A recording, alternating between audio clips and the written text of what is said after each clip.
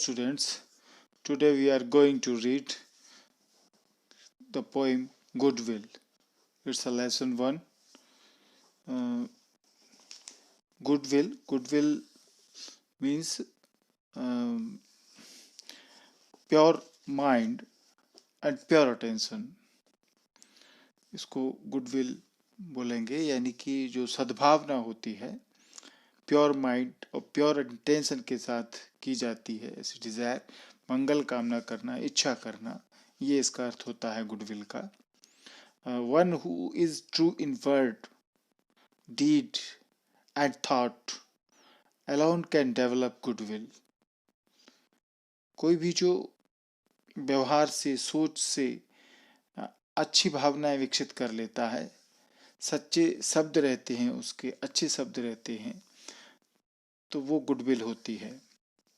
Goodwill is another name for pure and malice-free conscience. A man of goodwill is never envious of others' progress or pursuit. He feels delighted in others' prosperity. He controls his senses and guides men like a charioteer and works only for what is good. जो भी अच्छा होता है उसके लिए ऐसे व्यक्ति काम करे अच्छी भावना के साथ में, ये गुडविल होती है. इस पोएम को पढ़ने से पहले आप थोड़ा सा वेद के बारे में जान लें, क्योंकि ये जो पोएम है, इसकी जो लाइनें ली गई हैं, स्टेंजा, ये यजुर्वेद से ली गई हैं. आप जानते हैं कि 4 वेद हैं हमारे, ऋग्वेद, सामवेद, यजुर्वेद, अथर्ववेद. इनमें क्या क्या बातें की गई हैं ये आप देख लें. स्क्रीन पर आपको दिख रहा है. ऋग्वेद क्या बताता है? प्रीज ऑफ गॉड्स, यानी ऋग्वेद में ईश्वर की प्रशंसा की गई है.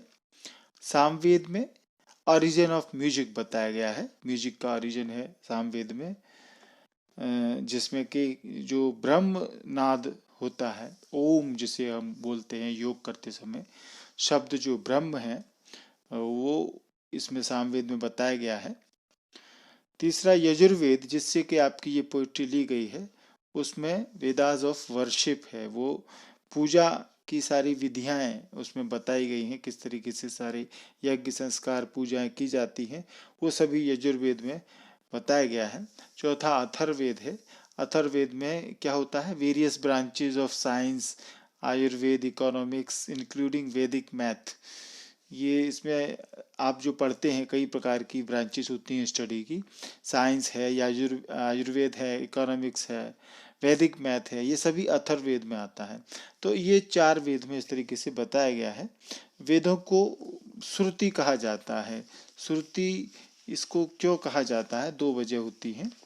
एक तो ऐसा माना जाता है कि इनको, वेदों को जिन्होंने बनाया वो परम ब्रह्मा परमात्मा ने इनको प्राचीन ऋषियों को सुनाया. जब वो ऋषि अपने ध्यान मग्न थे तो अंतर मन में उनको सुनाया था, तो मतलब ये सुना गया था, इसलिए श्रुति कहा जाता. श्रुति माने जिसको सुना गया हो.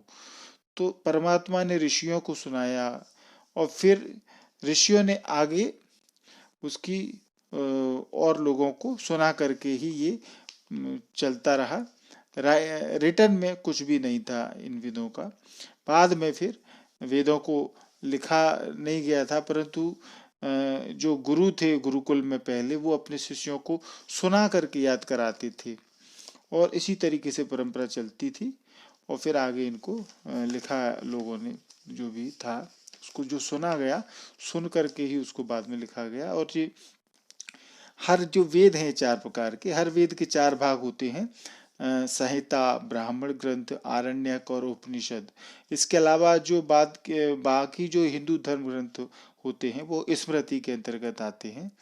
और ये जो वेद हैं इनको गॉड गिफ्टेड माना जाता है, उपकृत माना जाता है, और इंस्पायर्ड सीयर्स, जो हमारे प्रेरित संत ऋषि मुनि हैं, उनके द्वारा इनको सुनाया गया लोगों को, इसलिए इसको श्रुति कहा जाता है. तो ये इसमें यजुर्वेद से ये ली गई है. ये एक हिम है, एक यानी भजन है. इसमें 3 स्टेंजा का. तो आपकी स्क्रीन पर इसका कुछ इंट्रोडक्शन दिया गया है, इसको आप पहले समझ लें। This him is an extract from Yajurveda chapter 34। Chapter 34 से, यजुर्वेद के चैप्टर 34 से इसको हिम यानी भजन, इसको लिया गया है। ये उसका सार है, यानी जो चैप्टर 34 में बताई गई बातें हैं उसका ये सार है, एक्सट्रैक्ट है। Which is one of the 4 Vedas. Yajurveda जो कि जो 4 वेद हैं उनमें से एक है। Rigveda, Samaveda, Atharvaveda being the other 3। इस तरीके से ये 3 हैं और बाकी चौथा यजुर्वेद है। Which are regarded as ancient books. और ये जो वेद हैं इनको सबसे ज़्यादा एंशियंट बुक्स, प्राचीन ग्रंथ, किताबें माना जाता है। The date of the Veda is unknown. ये जो वेद कब बनाए गए ये पता नहीं है लोगों को, but they are surely among the most ancient literary works of the world.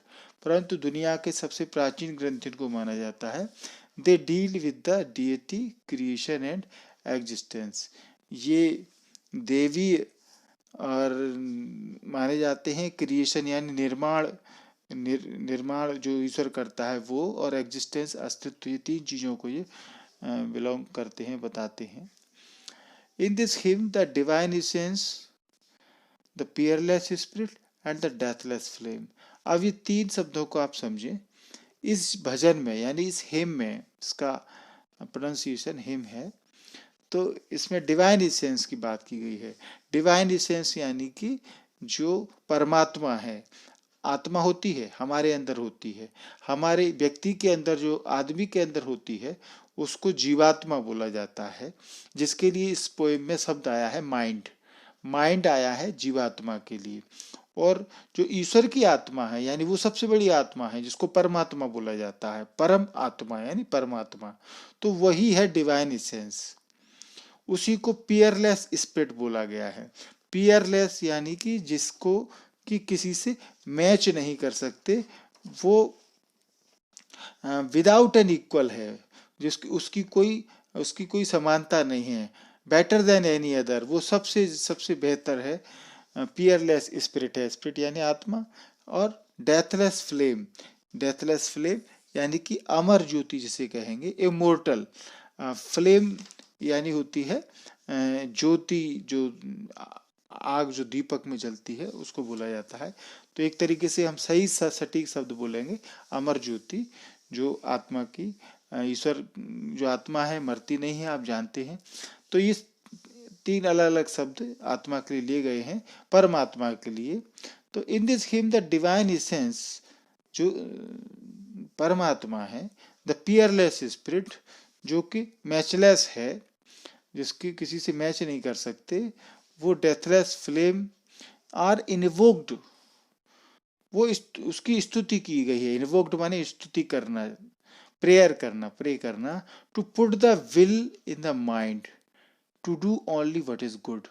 उसकी स्तुति की गई है कि वो to put the will in the mind, और माइंड यानी मैंने बताया जीवात्मा जो व्यक्ति के अंदर होती है।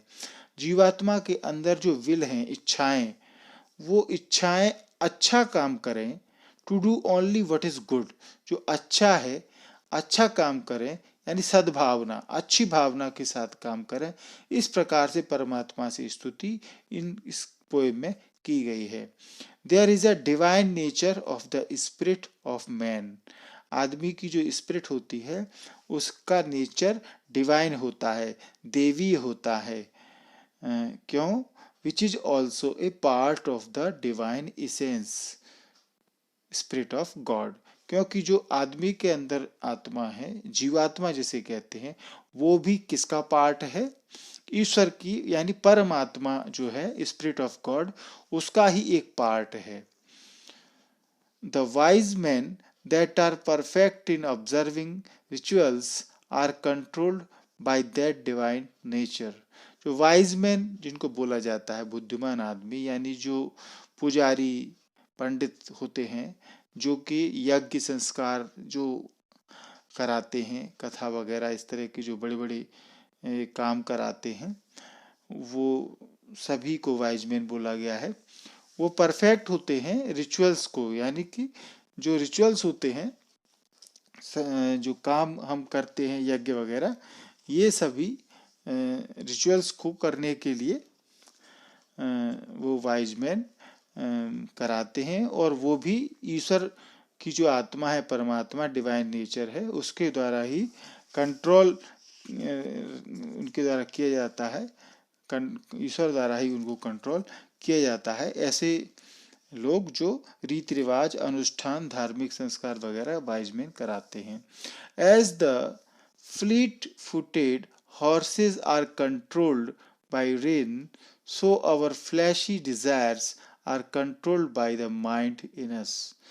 Fleet footed, फ्लीट माने तेजी से भागने वाले, तेजी से भागने वाले जो घोड़े होते हैं, जिनको कंट्रोल किया जाता है रेन यानी लगाम के द्वारा। रस्सी होती है जिससे घोड़ों को पकड़ के रखा जाता है रथ में, तो जैसे लगाम के द्वारा, रस्सी के द्वारा तेजी से दौड़ने वाले घोड़ों को कंट्रोल किया जाता है, ऐसे ही जो हमारी फ्लैशली डिजायर्स हैं, फ्लैशली डिजायर्स जो आदमी की इच्छाएं होती हैं, शारीरिक इच्छाएं, उनको जो हमारी 5 इंद्रियां होती हैं, चखना, ये सब जो होती हैं, स्वाद लेना, देखना, इनमें तो आदमी के अंदर कई प्रकार की इच्छाएं अच्छी भी होती हैं, बुरी भी होती हैं, वो फ्लैशली डिजायर्स हमारे अंदर आती हैं। तो उनको कंट्रोल कौन करता है? बाय द माइंड इन अस, हमारे अंदर जो माइंड है, यानी जो जीवात्मा है, हमारे अंदर जो आत्मा है,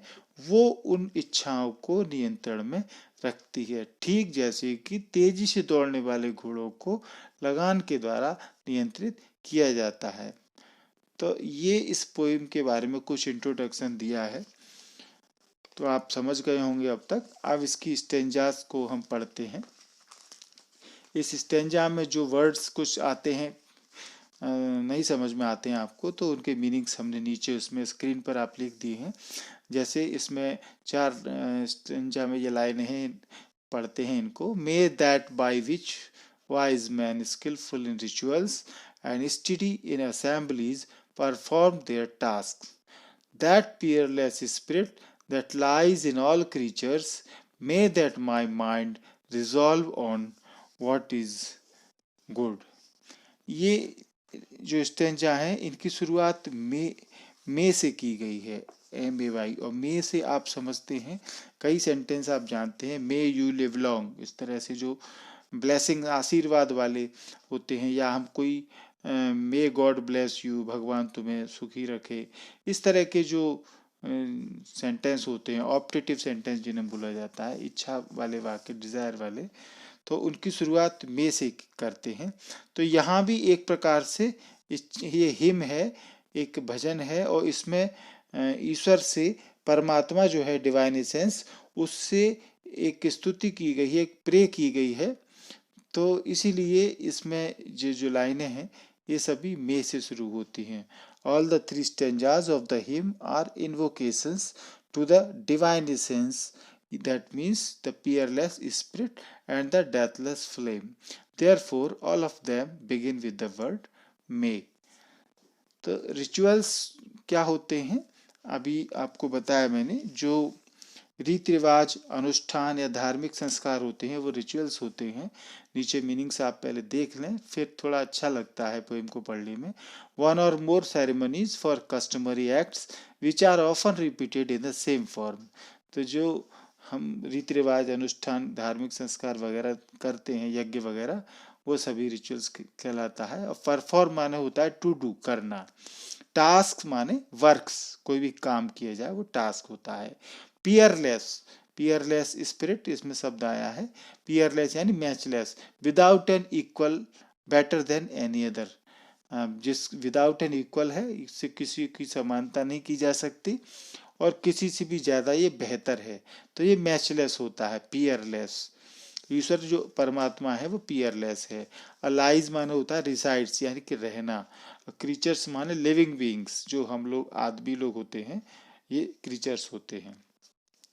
तो पोएम को देखते हैं, चलिए।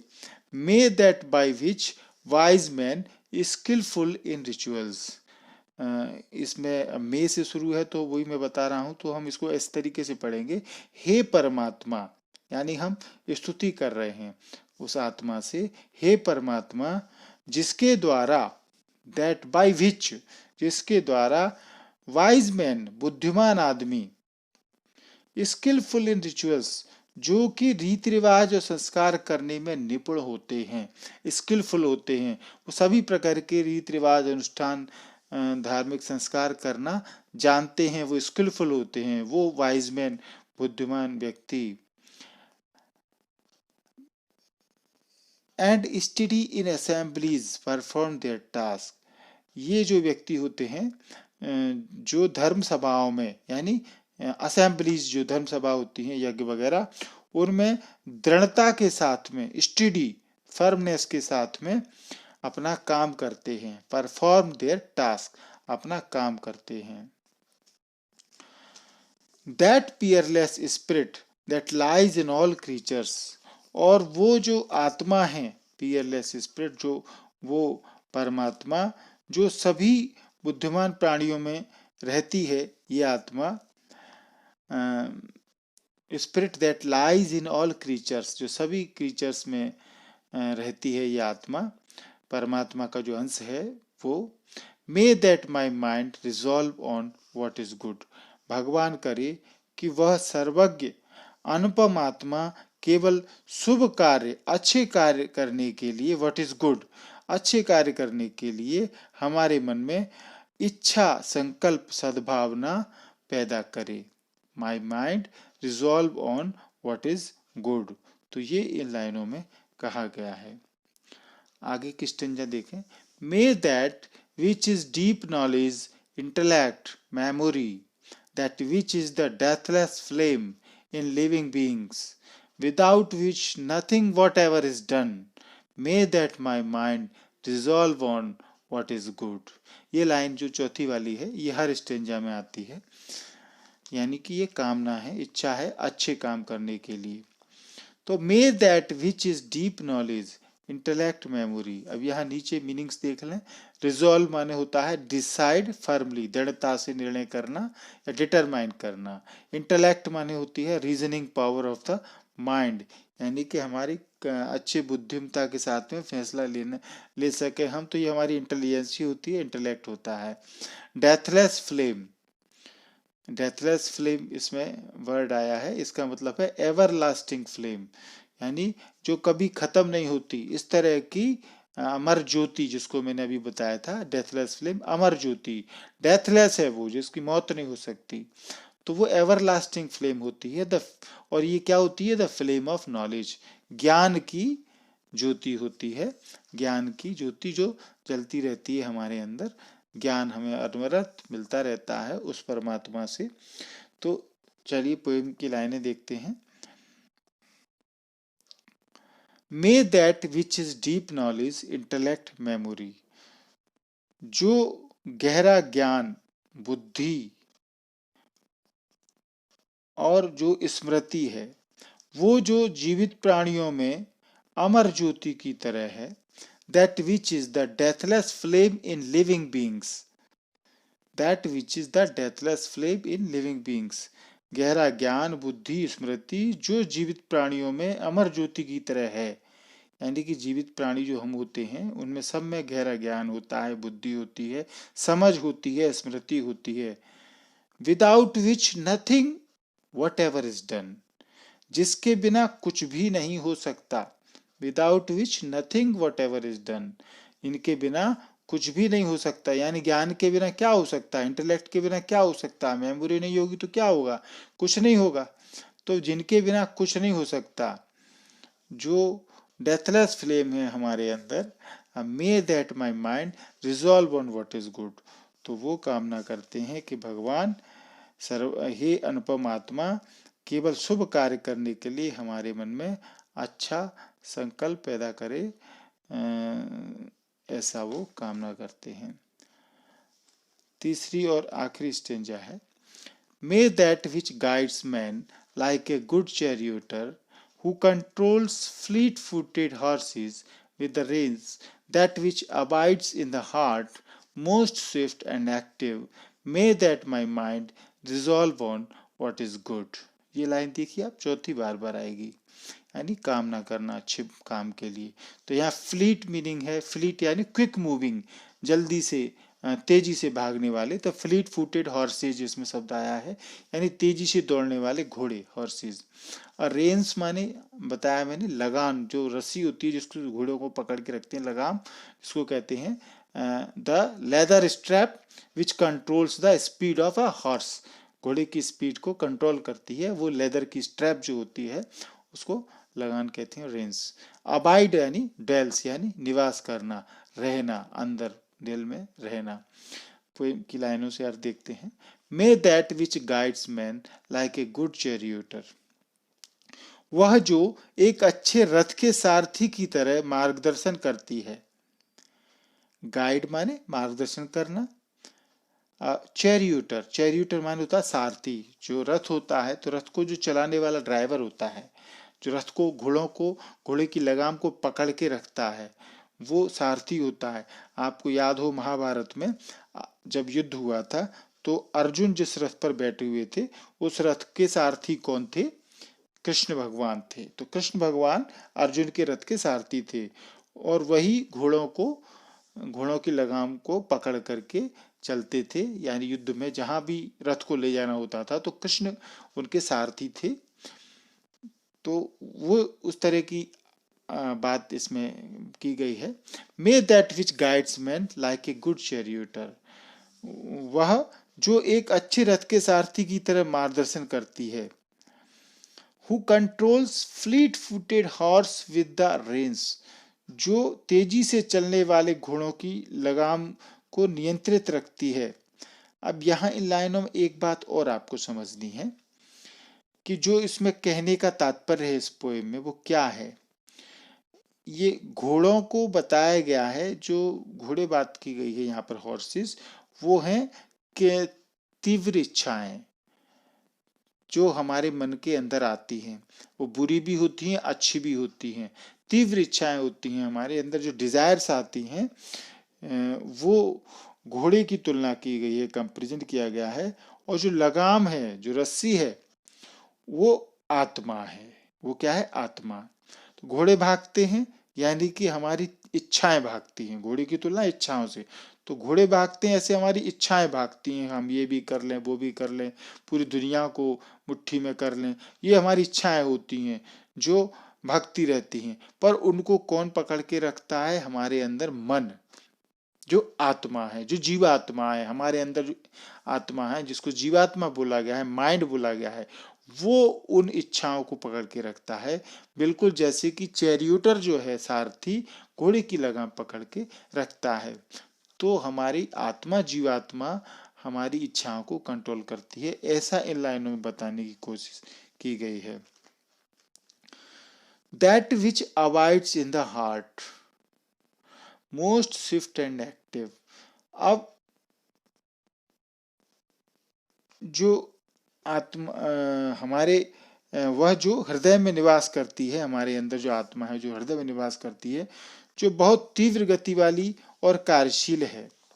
मोस्ट स्विफ्ट एंड एक्टिव, जो आत्मा है, जीवात्मा, बहुत ही तीव्र गति वाली है और एक्टिव है। मन की, आप यहाँ ये भी देख लें कि मन की गति जो होती है बहुत तेज होती है, हम कहीं भी सोच करके कहीं भी पहुंच सकते हैं तुरंत।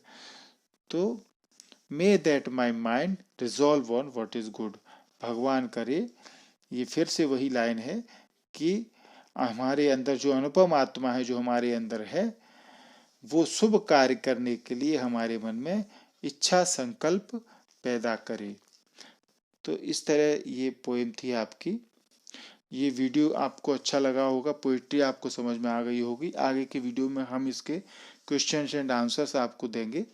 और यदि आप हमारे व्हाट्सएप ग्रुप से जुड़ना चाहते हैं, जो 9वीं से 12वीं तक के सारे ग्रुप्स हैं, उनमें रेगुलर स्टडी चलती है, रेगुलर कुछ ना कुछ वीडियो के लेसन्स रोज बच्चों को मिलते हैं, उनको वर्क दिया जाता है, टेस्ट पेपर दिए जाते हैं। तो यदि आप हमारे व्हाट्सएप ग्रुप से जुड़ना चाहते हैं तो मुझे ये मैसेज करें, स्क्रीन पर नंबर है 6264472391। इस पर आप जब मैसेज करेंगे तो आपको लिंक मिल जाएगी और लिंक के द्वारा आप हमारे व्हाट्सएप ग्रुप से जुड़ सकते हैं। आपको अपने स्कूल का नाम और डिस्ट्रिक्ट का नाम लिख करके मैसेज करना है। ये वीडियो आपको अच्छा लगा हो तो इस चैनल को भी सब्सक्राइब कर सकते हैं। यदि आप व्हाट्सएप ग्रुप से नहीं जुड़ना चाहते हैं तो आप सीधे चैनल को सब्सक्राइब करें। इस तरीके से वीडियो के नीचे आपकी स्क्रीन पर नीचे देखिए सब्सक्राइब लिखा हुआ आ रहा होगा लाल से, ये लिखा हुआ, तो सब्सक्राइब को बटन को आप दबाएं। यहाँ पर एक घंटी दबी होगी, इसके बगल में बेल होगी, उस बेल को दबाएंगे तो 3 ऑप्शन आते हैं इस तरीके से आप देख रहे हैं। एक ऑल का आएगा, इधर राइट हैंड पे देखें, ऑल का आएगा, एक पर्सनलाइज का आएगा, एक नन का आएगा। तो आप ऑल वाले को क्लिक कर देंगे। ऑल को क्लिक करेंगे तो आप सारे वीडियो हमारे आपके स्क्रीन पर मोबाइल के इनबॉक्स में तुरंत पहुंच जाएंगे। तो इस चैनल को आप सब्सक्राइब जरूर कर लें, जिससे कि सारे वीडियो आपके मोबाइल पर हम जैसे ही अपलोड करें तुरंत आपके मोबाइल पर पहुंच जाए और ग्रामर, क्वेश्चन आंसर सारे वीडियो हम बनाते हैं वो आपके मोबाइल पर पहुंच जाएंगे। आप सब्सक्राइब करें, बेल आइकॉन को दबाएं। ये वीडियो आपको अच्छा लगा हो तो इसको लाइक और शेयर भी करें। Thank you.